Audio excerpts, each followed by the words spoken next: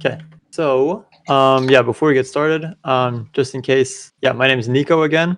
I'm one of the co-founders and core developers of Elusiv.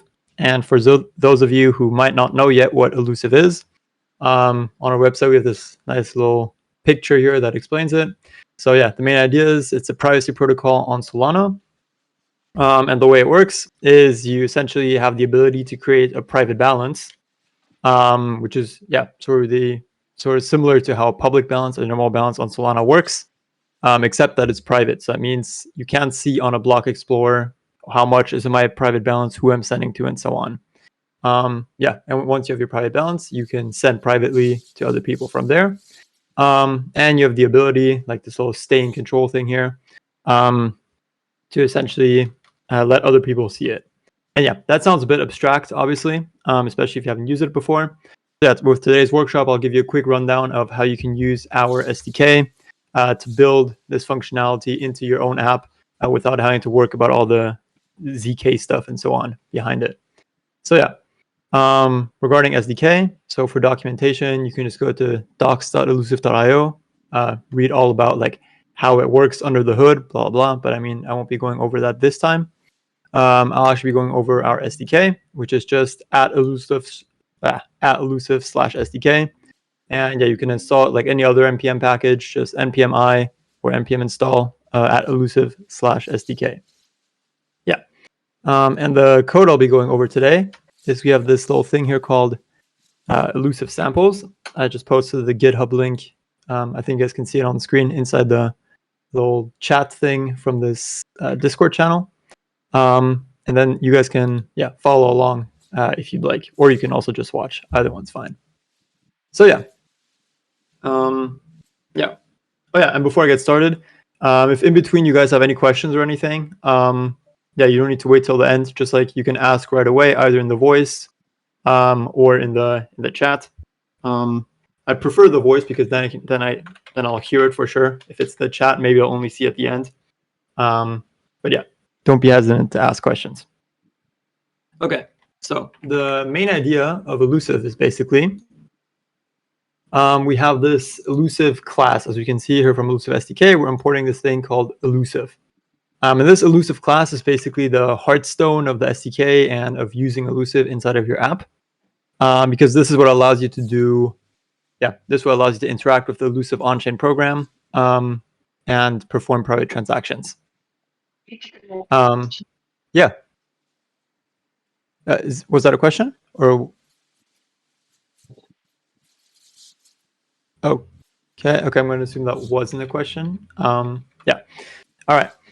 And the way you set it up. Wait, is okay. Yeah. I can't understand you that well, unfortunately. Maybe you can write it in the chat. What your question is.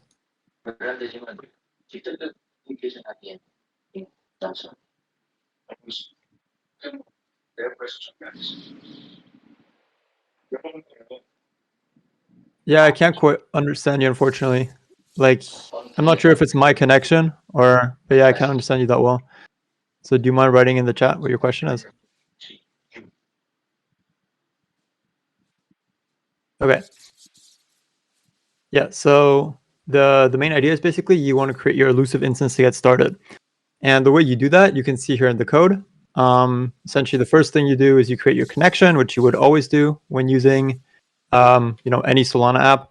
Just do a new connection, whatever, key pair, also pretty straightforward. In this case, I already have a private key pre-generated. But yeah, this part might look a little bit different. This is what's a bit special about using Elusiv is, wait, sorry, Deuce, I'm going to have to turn you down because it's a little bit disturbing. Yeah, if you have a question, just write in the chat. Yeah. So what you do is you create your seed, and the way you create your seed is just by signing over ED25519. So this is a standard Solana signature of this constant here called seed message, which is just a string. And whatever you get out of there is basically what you feed into the Elusiv instance to actually get your Elusiv instance. Yeah, this seed isn't something you should be logging or publicly posting or anything like this. You can view this kind of like your private key equivalent. So yeah, this is what controls access to your private balance. So you don't want to just randomly post this out. So yeah, once you've generated your seed by just signing, you feed that into Elusiv instance together with the public key of your normal key pair, connection object, and what cluster you're on. So that's just basically devnet, mainnet, or testnet. Okay, so now you've created your Elusiv instance. Cool, but what can we actually do with it?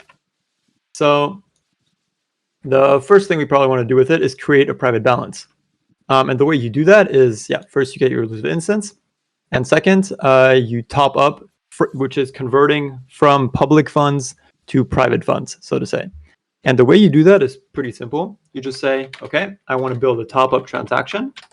So that's just await Elusiv instance dot build top-up transaction.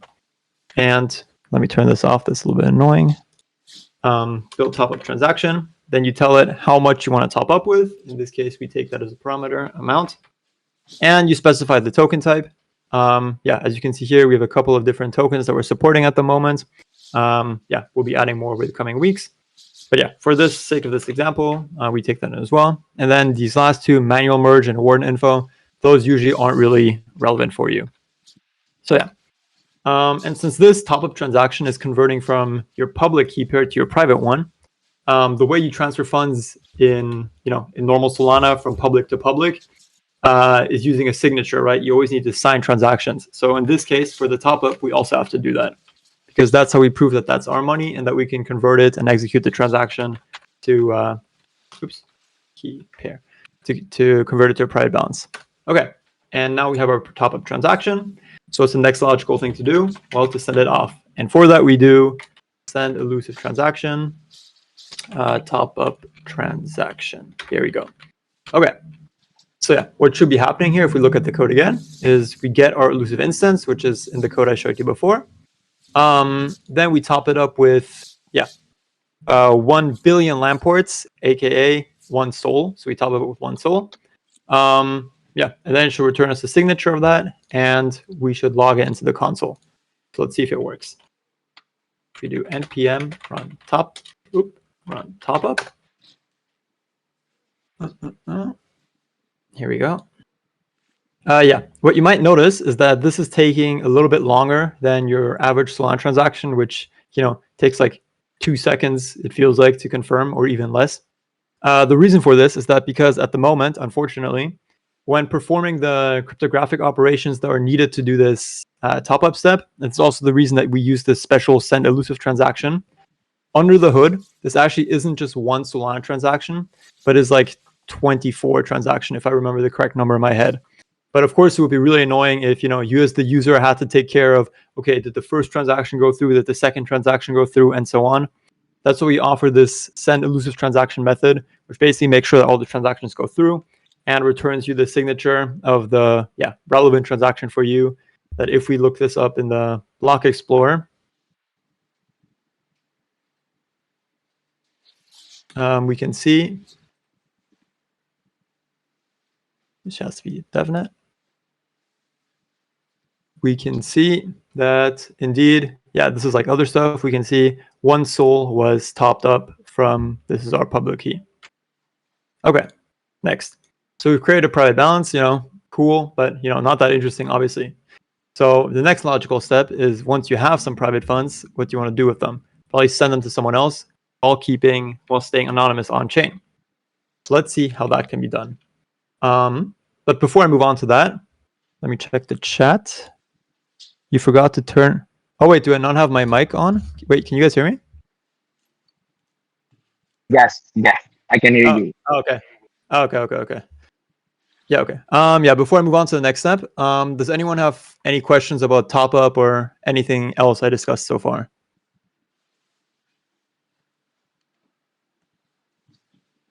No. Okay, I'll take that as a no. In that case, using this step, we've put 1 sol inside of our private balance. So the next thing you probably want to do is, try sending some money to someone. So the way we can do that is first, of course, we need to check how much is our private balance at the moment. And that we can just do with const private balance equals await elusive dot get private balance. We tell it what token type we want, in this case line ports. And yeah, then we have this little check here if our private balance is greater than 0, although I realize this should be if it's greater than how much we're trying to send, obviously. If our private balance is greater than how much we're trying to send, then we want to send privately. And how does send privately work? Well, if we take this on the side here, we can see topping up. Step 1 is build top-up transaction. So similar for send. Step 1 for send transaction is just await elusive. What do we call it here? Oh, elusive. Okay. Dot build send transaction.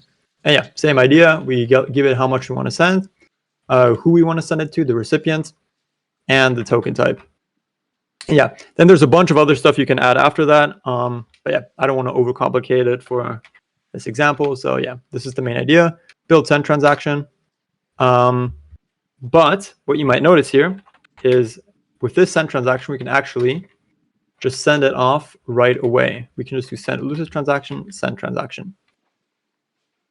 And the reason we can do this is because obviously if we would sign this transaction as well, there wouldn't be any privacy at all, because anyone would just be able to see, oh, this private send transaction has my signature on it, and then they would know it comes from me. So under the hood, this actually creates a zero-knowledge proof, and the send elusive transaction, yeah, generates a transaction or multiple transactions that verify the zero-knowledge proof and thereby keep me anonymous. That's why we don't need to sign it here. And yeah, so let's try that. npm run send. And yeah, again, we can see here, first step, actually, you know what?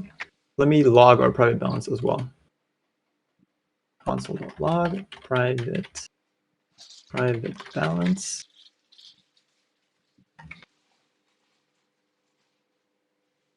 And this should be in lamp ports. Okay, now, yeah, so first it should fetch our current private balance, which should be 1 sol or 1 billion lamp ports. Here we go. I think that's 9 zeros. So that should be, yeah, 1 billion lamp ports. Then it should, yeah, check if we have enough, which we do. Initiate the send to ourselves. Okay, it doesn't make much sense in this case, but you know, obviously when you use this, you enter someone else's address using 0.5 lamp ports per sol. So that means 0.5 sol. And yeah, and while it's doing that right now, at the end, it should log the signature of when that send transaction is complete. And again, same as for the top up, unfortunately, at the current moment, verifying a zero-knowledge proof on-chain, which is what's going on here, it takes, I think, 63 transactions. So that means, again, under the hood, what this is doing is it's, you know, asserting that all those 63 transactions went through, and then at the end, returning the signature for that. That's why it's a little bit slow, unfortunately, at the moment. Yeah. However, here we can see it went through. So again, if we take this, it should say in the block explorer, we sent 0.5 sol to, I think my address was like H something. Yeah, here, HS9, blah, blah, blah. So it should have sent 0.5 sol to HS9. Let's see if that worked. Check in the block explorer, we can see. Yeah, so here, sol balance changes, okay. HS9 had, yeah, 0.9 sol, whatever before, and it gains 0.5 sol. Perfect. And yeah, if we look at the sender, basically, if we search for this address here, we can see it only shows up once as the recipient. So that means this transaction doesn't have the information that, you know, HS9, which is also me, is the person that sent it originally. It only shows that I was the one who received the funds. So, you know, that way we kept our anonymity, which is pretty cool. Yeah. Yeah, before I move on to the next part, any questions about this so far? Yeah, I have a question. Yeah. You talk about the seeds before, so I want to know why the seed used for. The seed. Why the signature is needed? Oh, the seed. Yeah, the seed, right? Yeah, absolutely. So yeah, as you can see here, Wait, let me open up the top up again. So as you can see here, the reason with a normal Solana transaction where everything is public, the reason we sign it is because essentially a signature is only something that we can generate, meaning that essentially if this transaction is signed, that means it must have come from us. However, the thing is with the signature, it has the side effect that on one hand, it proves that it came from us, but it also reveals our public key in doing so, which is what we want to avoid with Elusiv. So that's why when we do the send, we need some other way to prove that the private balance belongs to us without actually revealing what our public key is, without doing it with a signature. So for that reason, we use a zero-knowledge proof. However, to generate the zero-knowledge proof, and if any of you are interested, I can explain more in depth afterwards how exactly it works. The zero-knowledge proof basically has some secret parameters that we use to prove that the funds belong to us. However, through that, we need a way to generate those secret parameters in a way that only we can generate that. So that, if I have my private balance, only I can generate those secret parameters and no one else. So that only I can generate that proof. And that's what we use that seed for. Because if you look more closely, the seed is actually just a signature of this message, right? However, since it's a signature, the only person in the world who can create the signature, so to say, is the person who owns this private key. And that way, since we know, okay, this seed came, and that way basically we can make sure that through the seed we can prove that it's us without revealing what our public key is. Yeah. I hope that made a bit of sense. Otherwise, afterwards I can explain a bit more in depth how exactly it works, and that might help in understanding it a bit deeper. So where the seed stored in the client or a server of the web user? Where's the seed stored, I think is the question? Yes. Yeah, so the seed should so basically when you're building apps with this, you shouldn't store the seed anywhere. Rather, you should generate it on demand, basically, when you're running the app by just generating that signature. Yeah, so I need some. Do I need a secure environment for the storage the seed?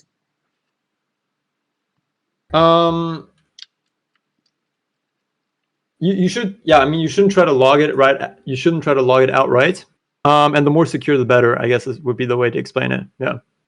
So like someone can stone my seeds. So every transaction will be a review or something like that, correct? Is the question, does every transaction reveal your seed? Was that the question? Or what was the?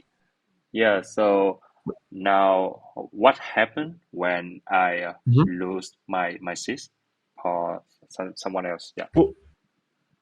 Yeah, so losing your seed shouldn't really be a worry, because you can, like I said, since it's a signature of a consonant, as long as you still know the private key of your key pair, you're fine. You can always regenerate it easily just by doing the signature thing. But yeah, if someone else captures it, that's something you generally want to avoid, because in that case, they do have access to your private assets. Oh, yeah. So they can access to my top-up balance, right? They have access to your topped-up balance. That's correct. Yeah. Yeah. Cool. Yeah. Thank you. Yeah. Gotcha. Yeah. So you want to be careful about using that one. Yeah. Yeah. Okay. Go ahead, Nico. All right. Any other questions? Okay. No. Yeah. I just looked in the Discord and I saw a few other people joined. So yeah, just to give a quick recap, what we did so far is we topped up our private balance. That means we created a private balance with Sol, and we also were able to send from our private balance privately using the Elusiv SDK. And we looked in the block explorer at how that transaction looked, and we saw, this is my address. We saw my address received 0.5 Sol, which is how much we sent privately. But we can also see it only shows up once on this page, which means that nowhere does it actually say that this address was also the sender of that 0.5 Sol. So that way this address is private. Now, of course, you might have some cases where, you want to be private because this means that nobody on chain can know that this was your address. But let's say tax authorities or for whatever other reason, you need to prove to someone you want to prove to someone, hey, I'm actually the one who sent this money, but you don't want to do it with a public transaction because you don't want everyone in the whole world to know that you were the person who sent a certain amount of money. So for this, we offer something called viewing keys. And a viewing key, I think the name is pretty straightforward, but let me just explain it real quick. Has the main function that if I have some send transaction, I can generate a viewing key for that transaction, and then I can give that viewing key to someone else, and then they have the ability to basically, be able to see the private parameters of my transaction without being able to like steal my money or anything like that. And that's pretty useful because that means I can reveal details of my transaction to specific people.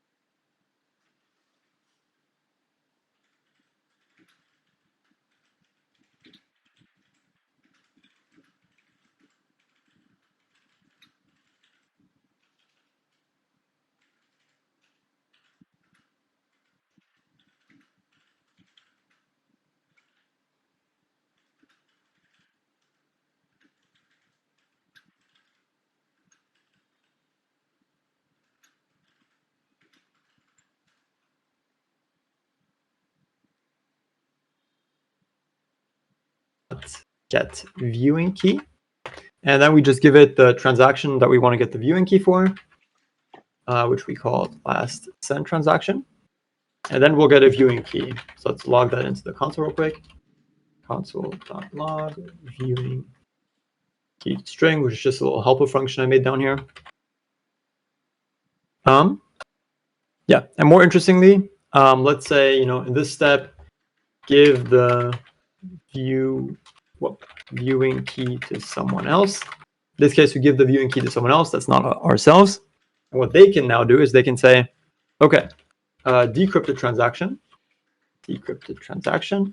is get send transaction with viewing key, and then you need to pass a connection, the cluster that we're on, which is devnet, and the viewing key. The viewing key. And notice how for all other elusive stuff, we do elusive.get, elusive.this, elusive.that. Of course, since this is a different person, they can't create this elusive thing since they don't know our seed. So that's why for them, it's just a normal function, get send transaction with viewing key. And that just gives them the one transaction that we specified. So let's print that out. I have this already in a different screen. So let's put that here. Basically, what we're going to print is what we can do with this is we can see the original owner, so our public key that we originally sent the private transaction with, and we can also see other details of that private transaction. So let's run this. If I remember how it was called, what did I call it again? Viewing key. Okay. npm run viewing key. Okay. So step one is, if we read the code here, is it gets our private transactions of type lamports. Okay. Then it logs the viewing key itself. So we can look at that real quick. You can see here, okay, version of the viewing key is 0 because we're at the 0th version. That has this ID key. ID key is what's used to find the transaction on chain. Decryption key is what, as the name implies, is used to decrypt the transaction on chain. But for you guys, I don't think this is that important. You can just take the viewing key, feed it in here, and be done with it. And now if we look here, we can see, okay, the amount that was sent was 0.5 SOL, like we thought. The recipient should be in here somewhere as well. Here, recipient HS9. Okay, but this is all stuff that we can see on the blockchain anyway. However, something that's special, which we can't see on the blockchain usually, is the owner. We can also see the owner who owns this private balance, who made this private transaction, is HS9 blah blah blah, which is us. So using this, we were able to prove to someone else who doesn't have our elusive instance, that we're the owner of this, which can be useful as well. And yeah. However, this only works for specific transactions. So basically with this, we can tell someone, okay, this specific transaction I can prove to you belongs to me. But in some cases, you might want to go even further. And in that case, we have something called the root viewing key. And the root viewing key, you can kind of think of if, the seed allows you to spend and edit the private balance, then the root viewing key allows you to view but not edit the private balance. So yeah, but before I get to that, any questions or anything about the viewing key so far? Nice. No. Okay. Oh, actually, someone's typing. Let me wait for that real quick.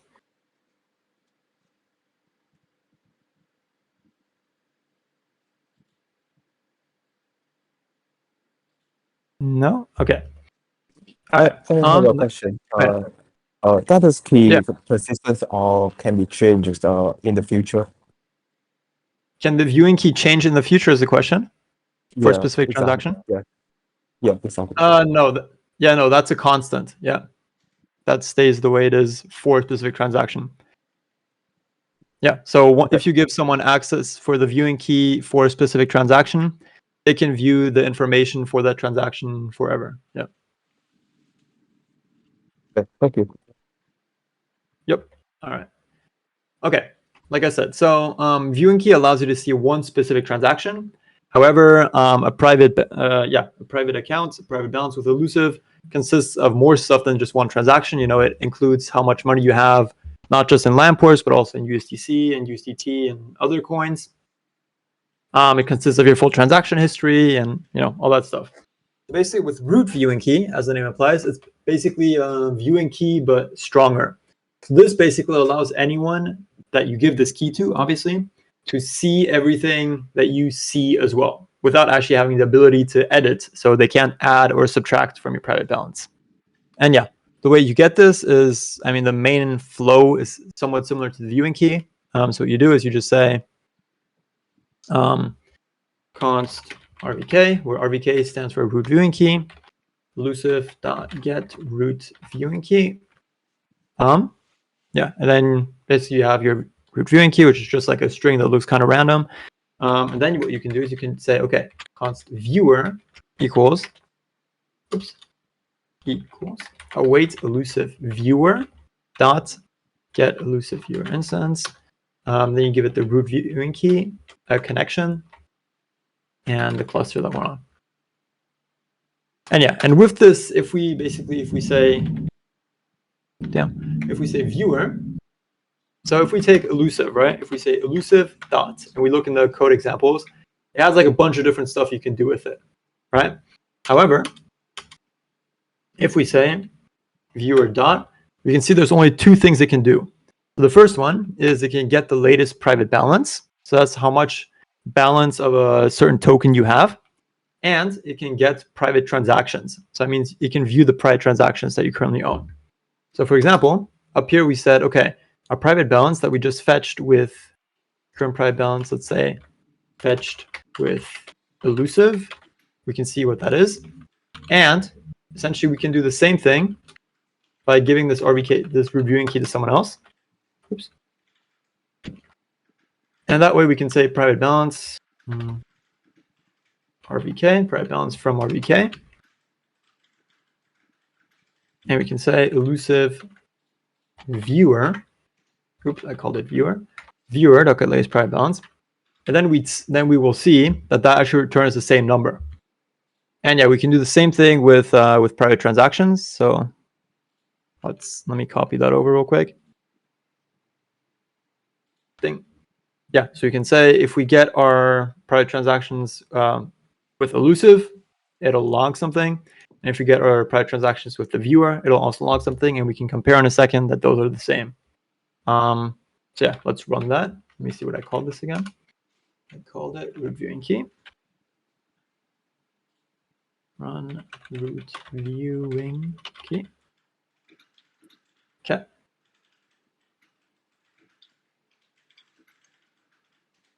yeah, give it a second so we can say, okay, current private balance fetched with, okay, this should say Elusiv viewer, obviously. But yeah, if we look up here, private balance fetched with Elusiv, private balance fetched with Elusiv viewer, this would be, is the same one. If we look at our last 5 prior transactions, we can see, okay, fetch with normal Elusiv, it has signature 2KO and 4NQ. And if you look with Elusiv viewer, 2KO, 4NQ. So yeah, this root viewing key is a very powerful tool because it allows anyone to view your private balance. But of course, that means you also have to be kind of careful with it. Like you don't just want to give, with the viewing keys, you can be a bit more, a bit more safe because, if you give someone your viewing key, okay, they can see one old transaction, but they can't see more than that. With the root viewing key, someone has the ability to view your private assets at any time. So you always want to be careful with that one. But yeah, that's the main idea. Any questions about that specifically? Oh yeah. Is that when I top up, create a private balance, that I send some SOL to Elusiv account? And when I use Elusiv send, some account of Elusiv use that private balance and sends to receiver. Yes, that's the main idea. So what's happening is exactly as you said. When you top up, you take some SOL or a different, USDC or whatever token you want. You take some of that token and you send it to the Elusiv smart contract, the Elusiv program, and there it gets stored. However, you do a little bit more than that. Actually, let me go to docs.elusiv.io, then maybe I can explain it a little bit more. I think we have some nice pictures on here somewhere. Let me see. Maybe here.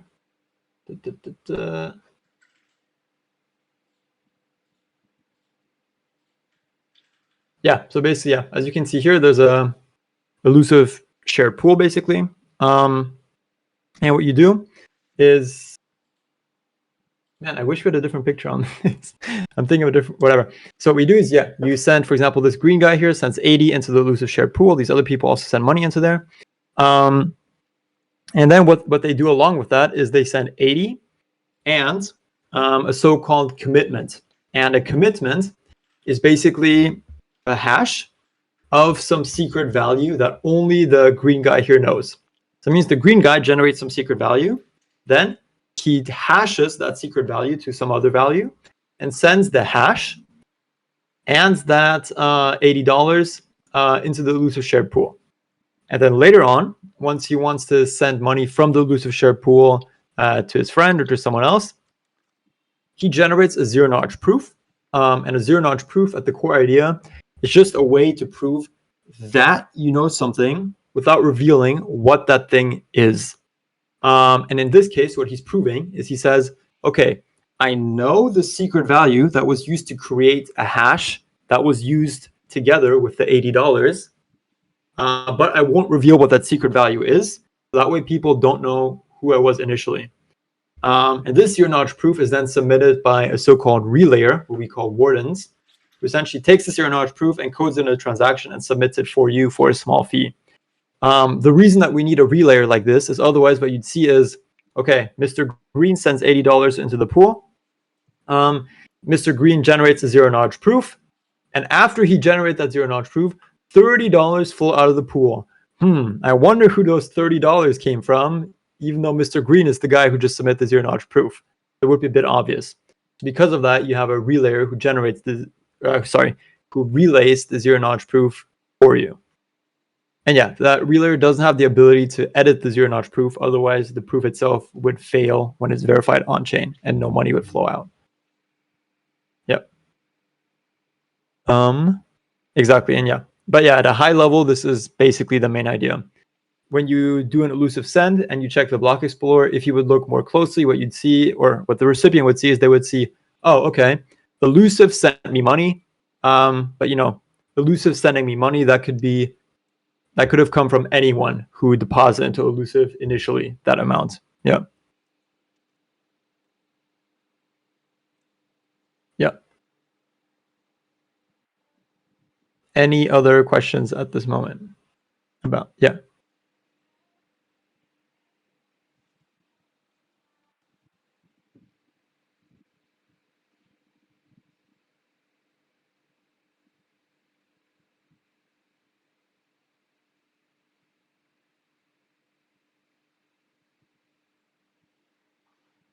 Continue about that. Viewers can spend. No. Viewers cannot spend. That's why they're called viewers. Viewers can only view your private balance, but they don't have the ability to spend it. Otherwise, of course, it wouldn't make sense to share your viewing key with anyone. No. The idea of a viewing key is that they can either view one specific transaction, or they can view all of your transactions. But they never have the ability to. They never have the ability to spend any of your private assets, or, I mean, they don't have the ability to add to them either. I don't know why they would, but yeah, they don't have the ability to edit your private assets. Yeah. The only person who can ever edit your private assets is the person who owns your seed. That's why we differentiate inside the code between the RVK, the root viewing key, which allows someone to view, and the seed, which you should never share with anyone, which allows people to actually access your private balance. Yeah, that's the idea.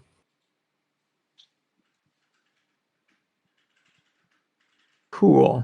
In that case, if there's no other questions, I invite you guys to check out the SDK. Like I said, it's just at Elusiv/SDK. You can check it out on npm. Try out some of the other samples. We have a couple in here. So we also have one I think is quite cool, is the Solana Pay demo, where it shows you how to create a simple Solana Pay app together with Elusiv. So basically private Solana Pay in a way. And aside from that, thanks for listening, and enjoy using Elusiv. Hey, Nico, I have more question. Go ahead. Does Elusiv can do any private transaction, or only the transfer zone or something like that? The question is, can Elusiv do any token or any type of transaction? Yes. Okay. So regarding tokens, we're continuously adding more tokens. At the moment, you can always check what tokens are currently supported in the SDK. If we go up here, token type, we can see, token type, the currently supported tokens are Lamports, so Sol, USDC, USDT, Marinade Sol, Bonk, and Samo. But more to come. Regarding private transactions, so currently you can do, the main functionality is around transfers, so sending. However, I'm thinking, in my opinion, some of the more exciting apps that can be built on top of this are essentially apps that abstract away for the user the send. So what that basically means is, for example, let's say you want to build, private loan or something like that. Of course, for example, what we could do with Elusiv, we could build a whole program that allows, the full thing private with zero-knowledge proofs and all that. The problem is, if we would do it like that, we'd probably get very bad liquidity issues, because of course there's already, great loaning apps on Solana, lending apps on Solana, like Sharkify or Solana, for example. So what I think is quite exciting instead is to essentially allow anyone with a private balance to take a loan on Solana, for example. And the way that might work is you have a private balance, you perform a send to a burner key pair, so to say. The burner key pair takes a loan or repays a loan, and what it gets out of that, it deposits back into your private balance. And that way, for the user, you can basically simulate taking a private loan while still being able to leverage the great liquidity and product built by, Solana, for example. And of course, you can imagine similar situations for other DeFi products, like for swaps, for example, or something like that. Yeah, cool. Yeah, thank you. So the main use case of Elusiv right now is about the payment and DeFi, right? That's correct. Yeah. Yeah, cool. That's what we think is most important for privacy at the moment, especially payments. Just because, oftentimes you have the situation you want to, for example, in Web 2, if you repay someone via PayPal, or I'm not sure what the equivalent in Vietnam is. Maybe you guys have an app that's more popular. I think with Grab, you guys can probably send money to. If you repay someone with Grab, you probably, you don't have the ability to see how much money they have, who else they're sending money to, and so on. So that's kind of the UX we want to recreate on that end with Elusiv private payments. But yeah. Yeah. Yeah, I see. As I'm mentioning about the future, does this technically feasible for the private balance to be the signer of any transaction? So like they can so they can sign the any transaction using the private balance. Yeah. In the future. In the future, yes. At the moment, not yet. But yeah, at the moment, like I said earlier, if you want to build an app that signs any transaction and still remains private, the way I would do that is basically, do two things. First, create a burner key pair. So that means just a new key pair that has no transaction associated to it at all. And then take your private balance, send to that burner. Like, for example, let's say you want to do a swap on Jupiter. So in that case, what you might do is you take your private balance, you create a new key pair, you send from your private balance to that key pair, you use that public key pair to perform the swap. And for example, say you swap SOL to USDC, you get USDC back out, and then you deposit that USDC back into your private balance. And then, at a high level, what basically happened then is that if someone checks the blockchain, they'd see, okay, Elusiv, privately transferred to this key. This key did the swap, and this key deposit back into Elusiv. So that way you stay 100% private, unless you reuse that burner key, obviously. Yeah. Yeah, I see. Okay. Devtian asks, is there a situation where they find a way to decrypt and make the SDK run out of private transactions? I'm not sure if I interpret that correctly, but is the question, is there a way that we, as the developers of Elusiv, have the ability to decrypt transactions? If that's the question, then no. We as the developers of the SDK have no way to, or of Elusiv in general, have no way to, have no special powers with which we can decrypt transactions or anything like that. It's all based on, research cryptography. And you don't have to trust my word for this, because obviously I could just be saying that and I could be lying to you guys. You can always go to Elusiv Privacy, and there we have a couple repos open sourced, but the most important ones are Elusiv SDK. That one's open source. There you can look at all the SDK code and look at it as long as you want until you're sure that it's safe.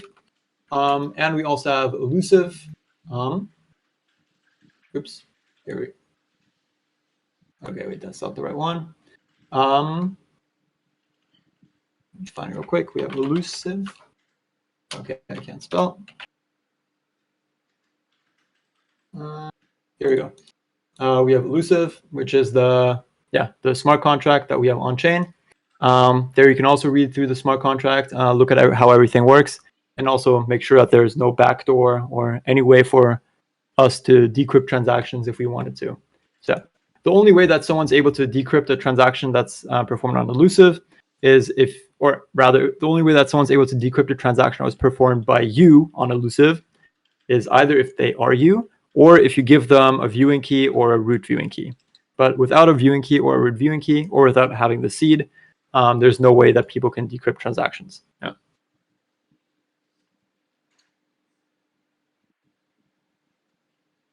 Yeah. All right. Yeah. Okay. If no one have any question, I think we can end the workshop here. And thank you, Nico, for joining us today and introduce about the Elusiv SDK.